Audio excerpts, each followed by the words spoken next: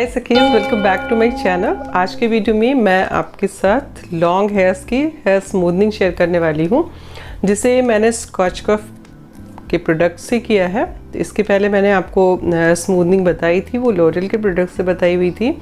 और आज मैं आपके साथ स्कॉचकफ के प्रोडक्ट से स्मूथनिंग करना बताऊंगी। काफ़ी लंबे बाल हैं, तो लंबे बालों में क्या क्या सावधानियां बरतनी चाहिए और कैसे स्मूथनिंग करनी चाहिए जिससे कि वो लॉन्ग लास्टिंग रहे।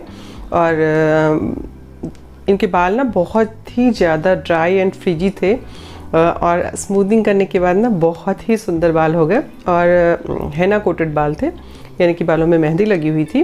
तो जब भी बालों में मेहंदी लगी हो तो हम उसमें स्मूथनिंग तो कर सकते हैं, लेकिन उसमें गैप देना ज़रूरी है, यानी कि महीने 2 महीने के गैप के बाद, कम से कम 1 मंथ के गैप के बाद ही आप हेयर स्मूथनिंग कर सकते हैं। तो चलिए देखते हैं आज के वीडियो में हेयर स्मूथनिंग। आज मैंने इनकी स्मूथनिंग करी है। आप देख रहे हैं इनके लेफ़्ट साइड के बाल जो हैं कितने रफ़ हैं और काफ़ी लंबे बाल हैं इनके, थोड़े से फिज़ी हैं और रफ़ हैं। और देखिए इसमें हेना का टेंट आ रहा है बालों में, यानी कि हेना लगे हुए बाल हैं। तो इसमें मैंने ये वाली स्मूथनिंग करी है। तो चलिए आज देखते हैं कि हमने ये स्मूथनिंग कैसे करी है। यहाँ पे मैंने स्कॉचकफ का प्रोडक्ट लिया है और उससे स्मूथनिंग करी है। तो चलिए वीडियो को शुरू करते हैं। सबसे पहले हेयर वॉश करवाया मैंने, और हेयर वॉश करवाने के बाद मैंने इनके नेक पे टॉवल लगाया है। और टॉवल लगाने के बाद मैं कटिंग शीट लगाऊंगी, तब तक मैं कॉम्ब कर ले रही हूँ। टॉवल अंदर लगा दीजिए, उसके बाद आप कटिंग शीट लगाइए। तो जो भी मटेरियल आप लगाएंगे वो कटिंग शीट पे ही जाएगा आपका, और आपके टॉवल भी नहीं ख़राब होंगे और इस तरह से क्लाइंट के कपड़े भी नहीं ख़राब होंगे। और अच्छी तरह से कॉम्ब कर लीजिए, पूरे बालों को अच्छी तरह से कॉम्ब कर लेना है। और इनके बालों को मैंने शैम्पू किया हुआ है। शैम्पू करने के बाद मैं इनके जो है स्मूथनिंग शुरू करने वाली हूँ। तो सबसे पहले इसमें 0 नंबर का क्रीम लगा रही हूँ मैं स्कॉचकफ का। और ये देखिए बाल लंबे हैं, तो जड़ से ना थोड़ा सा आधा इंच जैसे बालों को छोड़ के लगाना है और इस तरह से इमल्सीफाई करना है। हाथों को ऊपर से नीचे, नीचे से ऊपर, इस तरह से करके इमल्सीफाई करना है। इसको इमल्सीफाई करना बोलते हैं। और जहाँ जहाँ पे क्रीम रह जाए, लगानी रह जाए, वहाँ भी अच्छी तरह से लगाना है, यानी कि क्रीम को अच्छी तरह से लगाना है। और आप इस तरह से 2 उंगलियों के बीच में फंसा करके अच्छी तरह से इमल्सीफाई करेंगे ना, तो सारी बालों में क्रीम एब्सॉर्ब हो जाएगी। और क्रीम का एब्सॉर्ब होना बहुत ज़रूरी है। इनके बाल बहुत ड्राई थे तो क्रीम भी ज़्यादा लगी है यहाँ पे। तो अगर आपके बाल ड्राई और फिजी है ना, तो क्रीम बहुत ज़्यादा यूज़ होता है ऐसे में। और बीच बीच में मैं कॉम्ब करती चली जा रही हूँ। तो कॉम्ब करते चले जाना है आपको। मोटे दांत की कंघी लीजिएगा और उससे कॉम्ब करते चले जाइएगा। तो इस तरह से कॉम्ब करते चले जाना है पूरे बालों में, और पूरे बालों में इसको लगाना है। तो किसी हेल्पर की मदद ले लेना आप यहाँ पे। तो मैंने भी हेल्पर की मदद ली है। और इस तरह से आपको 15 से 20 मिनट के अंदर पूरे बालों में क्रीम अप्लाई कर देनी है। आपको लग रहा होगा हम बालों को खींच रहे हैं, पर मैंने इसको फास्ट फॉरवर्ड किया हुआ है, इसलिए ऐसा लग रहा है। ऐसा कुछ नहीं है कि हम इनके बालों को खींच रहे हैं। तो इस तरह से मैंने पूरी बालों में क्रीम लगा दी है। और इसके बाद फिर पूरी क्रीम लगाने के बाद हमने इसको छोड़ देना है 10 से 15 मिनट तक। 10 से 15 मिनट के बाद एक चेक करनी है, जो मैं आगे आपको दिखाऊंगी। तो इस तरह से अभी मैं क्रीम का एप्लीकेशन ही कर रही हूँ और लगभग 20 मिनट्स में मेरे एप्लीकेशन हो गए थे। हाथों में ग्लव्स पहन लीजिएगा, नाक में मास्क भी लगा लीजिएगा, क्योंकि इसकी बैड स्मेल भी होती है। और आजकल तो मास्क लगा के ही काम करना पड़ता है। कानों के पास लगाना था तो उसके लिए हमने मास्क थोड़ा सा हटाया था। तो इस तरह से सारे बालों को ना पीछे ला कर करना है, कानों की तरफ वाले बालों को भी पीछे ला कर करना है। और पूरे बालों में क्रीम इस तरह से अप्लाई कर देनी है। सारे क्रीम को अप्लाई करने के बाद अच्छी तरह से कॉम्ब कर दीजिए। और कॉम्ब करने के बाद फिर आप इसको 10 से 15 मिनट के लिए छोड़ दीजिए। ये देखिए सारे बालों में क्रीम अप्लाई हो गई है। और मैं बैक के बालों को मैं अच्छी तरह से कॉम्ब कर रही हूँ, हाथों से मिक्स कर दे रही हूँ। और इसको मैं अब 10 मिनट के बाद 10 मिनट तक के लिए छोड़ दूँगी। 10 मिनट तक छोड़ने के बाद मुझे जहाँ जहाँ पे लग रहा है कि क्रीम कम लगी है या फिर बहुत ज़्यादा एब्जॉर्ब हो गई है क्रीम इनके बालों में, तो थोड़ा सा मैं एक्स्ट्रा लगा दे रही हूँ, जिससे कि कोई प्रॉब्लम ना आए। और इस तरह से इनके जो छोटे छोटे बाल हैं ना, बेबी हेयर्स बहुत ज़्यादा थे, तो क्रीम को मैंने अच्छी तरह से अप्लाई कर दिया है। बेबी हेयर में भी सारे क्रीम लग जाए, उसकी वजह से मैंने अच्छी तरह से अप्लाई कर दिया है। और अब मैं इसको कुछ देर के लिए छोड़ दूँगी। अब हमने इसको करीब 20 मिनट के बाद वॉश किया था। हमारे जो बाल थे ना वो हो गए थे, यानी कि उन बालों के बॉन्ड टूट गए थे। तो अब चलिए मैं आपको यहीं पे दिखा देती हूँ कि बालों के बॉन्ड कैसे टूटते हैं। यहाँ भी जब आपको बालों को वॉश करना है ना, तो यहाँ भी इमल्सीफाई करना है करीब 10 से 15 मिनट तक। लंबे बाल है तो थोड़ा 15 मिनट लग गया मुझे, वैसे 7 से 10 मिनट तक आपको इमल्सीफाई करना है। यानी कि सारे बालों में थोड़ा सा पानी लेना है सर पे, और तो सारे बालों में क्रीम को मिक्स करना है जैसे कि आप कंडीशनर लगा रहे हो, और इस तरह से सारे बालों को अच्छी तरह से इमल्सीफाई करते चले जाना है ऊपर से लेके नीचे तक। आपने देखा है कि इनके हिप से नीचे बाल थे इनके, और इस तरह से देखिए थोड़ा थोड़ा पानी डालते जा रही हूँ मैं, और इमल्सीफाई करती चली जाऊँगी।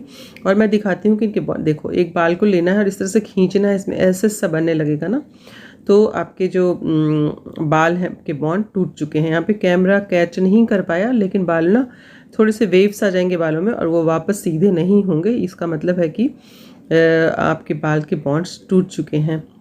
और अब मैं इसको अच्छी तरह से वॉश कर दे रही हूँ। तो वॉश करने में भी टाइम लगता है, अच्छी तरह से बालों को वॉश कीजिएगा जिससे कि पूरी क्रीम निकल जाए।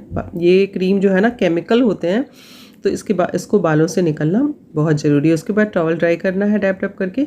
उसके बाद टॉवल ड्राई करने के बाद हमें पहले कोल्ड एयर देना है, यानी कि ड्रायर से हमें कोल्ड एयर देना है। तो मैं तो हेल्पर की मदद से ही करती हूँ, अकेले करना बहुत ज़्यादा, इतने लंबे बालों में अकेले करना तो बहुत ही मुश्किल काम है। और इस तरह से उसके बाद हमने हॉट ड्रायर किया है। तो कोल्ड करने के बाद, ड्रायर में फंक्शन होता है कोल्ड करने के बाद आप हॉट कर लीजिए। देखिए बालों में चमक आ गई ना, पहले इतनी चमक नहीं थी बालों में, अब इतनी चमक आ गई। अब इस तरह से मैं बालों को नीचे तक पूरा सुखा रही हूँ। लंबे बाल थे तो सुखाना ज़रूरी था। यहाँ पे मैंने ये दोनों स्ट्रेटनर यूज़ किया है, एक वेगा का है, दूसरा फिलिप्स का है। तो मैंने सोचा कि चलो आपको दिखा देती हूँ। और फिर लेयर बाय लेयर बालों को की पार्टिंग करनी है, और कम से कम 8 to 10 टाइम्स बालों को प्रेसिंग करनी है। बालों की वेब्स निकलने चाहिए पूरी अच्छी तरह से, जड़ से लेकर नीचे तक आपको अच्छी तरह से प्रेसिंग करनी है। स्मूथनिंग करने में जो भी टाइम लगता है ना, वो बस जो प्रेसिंग होती है उसकी वजह से ही लगता है, और थोड़ा सा टाइम बॉन्ड्स को टूटने में लगता है, बाकी कोई टाइम नहीं लगता। और ये ज़रूरी नहीं है कि आप आइकॉनिक मशीन से ही करेंगे तभी आपकी स्मूथनिंग अच्छी होगी। आप कोई भी अच्छा स्ट्रेटनर लेकर अच्छी तरह से स्मूथनिंग को सक्सेसफुली कर सकते हैं, जैसा कि मैंने किया है। और मैं ज़्यादातर फ़िलिप्स, चोबा यही सब यूज़ करती हूँ। मैंने आइकॉनिक मशीन अभी नहीं ली है, तो फ़िलिप्स और चोबा से भी अच्छी तरह से स्मूथनिंग हो जाता है, और मैं कई सालों से कर रही हूँ और मेरे रिज़ल्ट काफ़ी अच्छे आते हैं। आप देखोगे इनके बालों का भी रिज़ल्ट ऐसा होता है कि अगर आप अच्छा काम करके देते हो ना, तो जो काम करवा कर जाता है वो 4 लोगों को और रिकमेंड करता है। तो इसकी वजह से मेरे क्लाइंट बढ़ जाते हैं। और मैं पूरा ध्यान रखती हूँ कि अच्छी तरह से काम होना चाहिए।